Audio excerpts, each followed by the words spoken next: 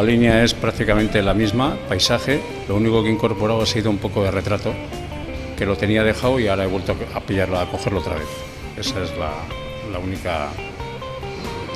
¿Y por qué la he hecho? Pues la hago porque principalmente suelo recopilar trabajo de cada 2, 3, 4 años. No tengo una fecha, es de siempre. O sea, no tengo conocimiento como para decirte una fecha. Para mí, en principio, es la satisfacción de un trabajo que has hecho. Y en segundo lugar, Villabona, porque es donde vivo y es donde más gente conozco. Y en tercer lugar, porque Villabona me ofrece unas posibilidades que no me ofrecen en otros sitios para exponer.